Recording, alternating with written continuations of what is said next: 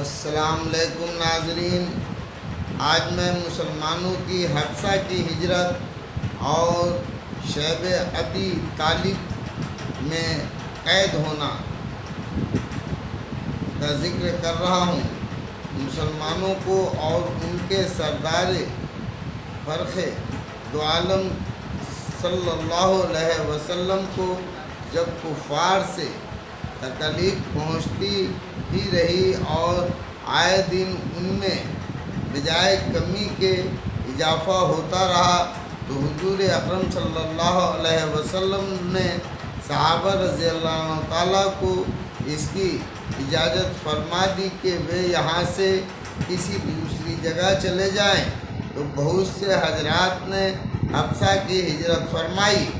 حبشہ کے بادشاہ گرچہ نصرانی یعنی عیسائی تھے اور اس وقت تک مسلمان نہ ہوئے تھے، مگر ان کے رحم دل اور منصف مزاج یعنی انصاف پسند ہونے کی شہرت تھی۔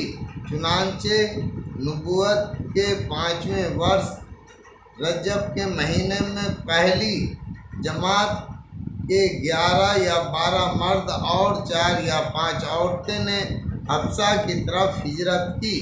مکہ والوں نے ان کا پیچھا بھی کیا کہ یہ نہ جا سکیں، مگر یہ لوگ ہاتھ نہ آئے۔ وہاں پہنچ کر ان کو یہ خبر ملی کہ مکہ والے سب مسلمان ہو گئے اور اسلام کو غلبہ ہو گیا۔ اس خبر سے یہ حضرات بہت خوش ہوئے اور اپنے وطن واپس آ گئے، لیکن مکہ مکرمہ کے قریب پہنچ کر معلوم ہوا کہ یہ خبر غلط تھی اور مکہ والے اسی طرح بلکہ اس سے بھی زیادہ دشمنی اور تکلیفیں پہنچانے میں مصروف ہیں، تو بڑی دقت ہوئی۔ ان میں سے بعض حضرات وہیں سے واپس ہو گئے اور بعض کسی کی پناہ لے کر مکہ مکرمہ میں داخل ہوئے۔ یہ حبشہ کی پہلی ہجرت کہلاتی ہے۔ اس کے بعد ایک بڑی جماعت نے جو 83 مرد اور 18 عورتیں بتلائی جاتی ہیں، متفرق طور پر الگ الگ ہو کر ہجرت کی اور یہ حبشہ کی دوسری ہجرت کہلاتی ہے۔ بعض صحابہ رضی اللہ تعالیٰ نے دونوں ہجرتوں کی اور بعض نے ایک کفار نے جب یہ دیکھا کہ یہ لوگ حبشہ میں چین کی زندگی بسر کرنے لگے تو ان کو اور بھی غصہ آیا اور بہت سے تحفے تحائف لے کر نجاشی شاہ حبشہ کے پاس ایک وفد بھیجا، جو بادشاہ کے لیے بہت سے تحفے لے کر گیا اور اس کے خواص اور پادریوں کے لیے بھی بہت سے ہدیے لے کر گیا۔ جا کر اول پادریوں سے اور حکام سے ملا اور ہدیے دے کر ان سے بادشاہ کے ہاں اپنی سفارش کا وعدہ لیا، اور پھر بادشاہ کی خدمت میں یہ نفر حاضر ہوا۔ اول بادشاہ کو سجدہ کیا، پھر تحفے پیش کر کے اپنی برخاستگی کا درخواست پیش کی اور رشوت خوروں حکام نے تائید کی۔ انہوں نے کہا کہ اے بادشاہ، ہماری قوم کے چند بے وقوف لڑکے اپنے قدیمی دینی کو چھوڑ کر ایک نئے دین میں داخل ہو گئے، جس کو نہ ہم جانتے ہیں نہ آپ جانتے ہیں، اور آپ کے ملک میں آ کر رہنے لگے۔ ہم کو شرفائے مکہ نے اور ان لوگوں کے باپ چچا اور رشتہ داروں نے بھیجا ہے کہ ان کو واپس لائیں، آپ ان کو ہمارے سپرد کر دیں۔ بادشاہ نے کہا کہ جن لوگوں نے میری پناہ پکڑی ہے، بغیر تحقیق ان کو حوالے نہیں کر سکتا۔ اول ان سے بلا کر تحقیق کر لوں، اگر یہ صحیح ہوا تو حوالے کر دوں گا۔ चुनाचे मुसलमानों को बुलाया गया।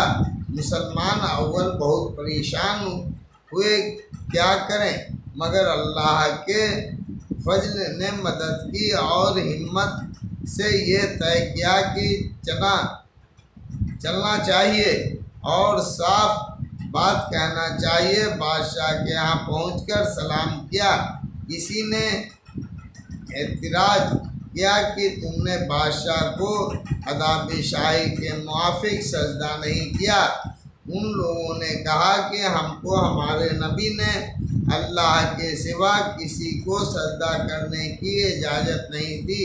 इसके बाद बादशाह ने उनसे हालात दरियाफ्त किए। हजरत जाफ़र रज़ी अल्लाह ताला आगे बढ़े और फरमाया कि हम लोग जहालत में पड़े हुए थे, ना अल्लाह को जानते थे, ना उसके रसूलों से वाकिफ थे, जानकर थे।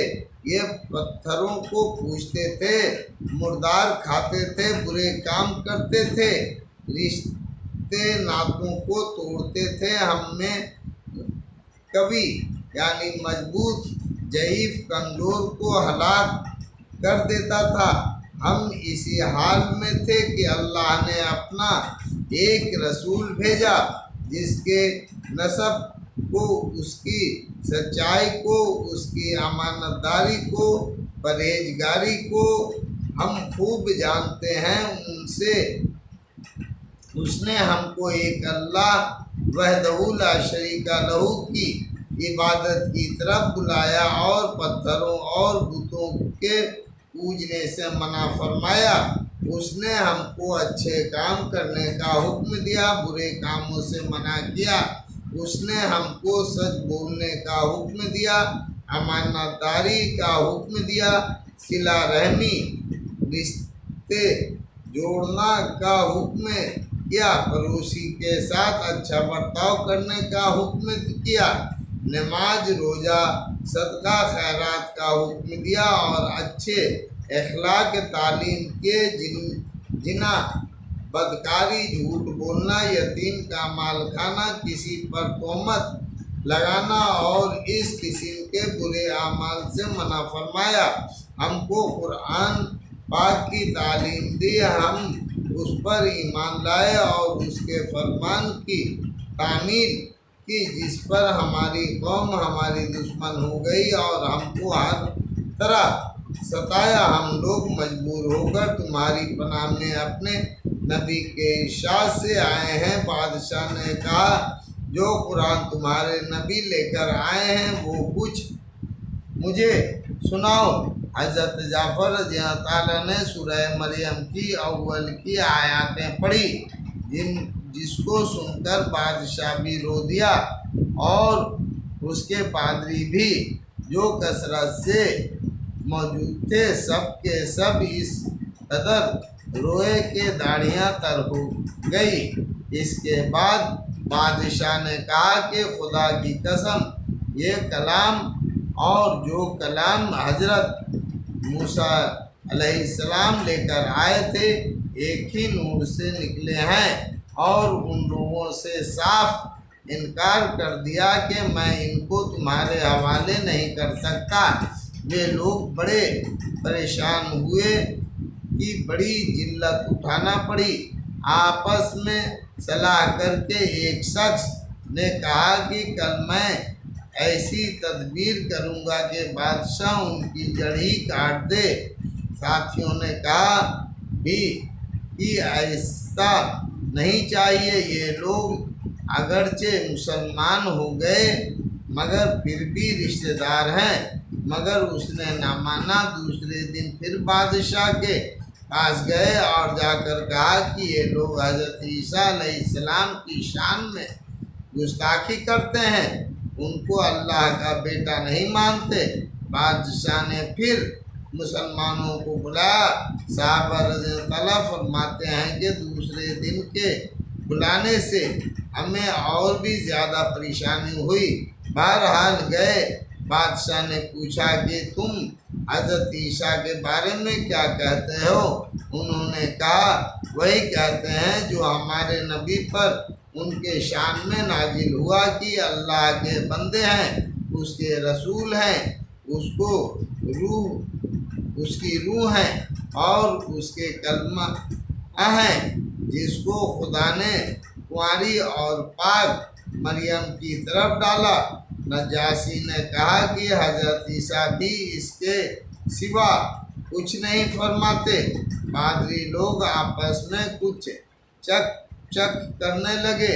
نجاشی نے کہا، تم جو چاہو کہو۔ اس کے بعد نجاشی نے ان کے تحفے واپس کر دیے اور مسلمانوں سے کہا، تم امن سے رہو، جو شخص ان کو ستائے گا اس کو تاوان یعنی جرمانہ دینا پڑے گا، اور اس کا اعلان بھی کر دیا کہ جو شخص ان کو ستائے گا اس کو تاوان دینا ہوگا یعنی خمس۔ اس کی وجہ سے وہاں کے مسلمانوں کا اکرام اور بھی زیادہ ہونے لگا اور اس وفد کو جلت سے واپس آنا پڑا۔ آنا تو پھر کفار مکہ کا جتنا بھی غصہ جوش کرتا ظاہر ہے، اس کے ساتھ ہی حضرت عمر رضی اللہ تعالیٰ کے اسلام لانے نے ان کو اور بھی جلا رکھا تھا اور ہر وقت اس فکر میں رہتے تھے کہ ان لوگوں کا ان سے ملنا جلنا بند ہو جائے اور اسلام کا چراغ اسی طرح بجھے۔ اس لیے سرداران مکہ کی ایک بڑی جماعت نے آپس میں مشورہ کیا کہ اب کلم محمد صلی اللہ علیہ وسلم کو قتل کر دیا جائے، لیکن قتل کر دینا بھی آسان کام نہ تھا، اس لیے کہ بنو ہاشم بھی بڑے جتھے اور اونچے طبقے کے لوگ شمار ہوتے تھے۔ وہ اگرچہ اکثر مسلمان نہیں ہوئے تھے، لیکن جو مسلمان نہیں تھے وہ بھی حضور صلی اللہ علیہ وسلم کے قتل ہو جانے پر آمادہ نہیں تھے۔ اس لیے ان سب کفار نے مل کر ایک معاہدہ سمجھوتا کیا کہ سارے بنو ہاشم اور بنو المطلب کا بائیکاٹ کیا جائے، نہ ان کو کوئی شخص اپنے پاس بیٹھنے دے، نہ ان سے کوئی خرید و فروخت کرے، نہ بات چیت کرے، نہ ان کے گھر جائے، نہ ان کو اپنے گھر میں آنے دے، اور اس وقت تک صلح نہ کی جائے جب تک کہ وہ حضور صلی اللہ علیہ وسلم کو قتل کے لیے حوالے نہ کر دیں۔ یہ معاہدہ زبانی ہی گفتگو پر ختم نہیں ہوا، بلکہ یکم محرم سن 7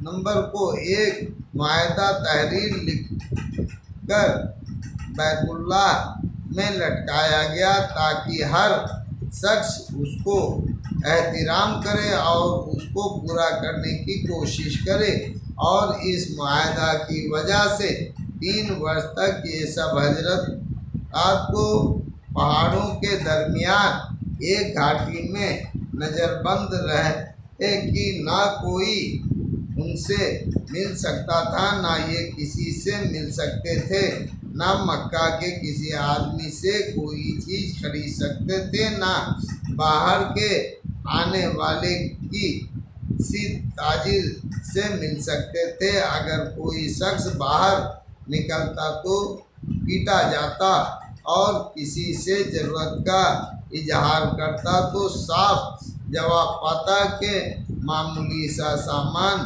غلہ وغیرہ جو ان لوگوں کے پاس تھا وہ کہاں تک کام دیتا۔ آخر فاقوں پر فاقے گزرنے لگے اور عورتیں اور بچے بھوک سے بےتاب ہو کر روتے اور چلاتے اور ان کے اعزاز یعنی رشتہ دار کو اپنی بھوک اور تکلیف سے زیادہ ان بچوں کی تکلیف सताती। आखिर 3 वर्ष के बाद अल्लाह के फजल से वो सहीफ़ा दिमक की नज़र हुआ और इन हजरात की ये मुसीबत दूर हुई। 3 वर्ष का ज़माना ऐसे सख्त बाइकाट और नज़रबंदी में गुजरा और ऐसी हालात में इन हजरात पर क्या क्या मुशक्क़तें गुजरी होंगी वो जाहिर है, लेकिन इसके बावजूद सहाबाए किराम रज़ी अल्लाह ताला अलैहि अजमईन नहायत ही साबित कदमी के साथ अपने दीन पर जमे रहे, बल्कि उसकी इशाअत यानी फरमाते रहे। फ़ायदा ये तकलीफ़ और मुशक्क़तें उन लोगों ने उठाई हैं जिनके आज हम नाम लेवा कहलाते हैं और अपने को उनका मुत्तबा यानी पैरवी करने वाला बतलाते हैं और समझते हैं।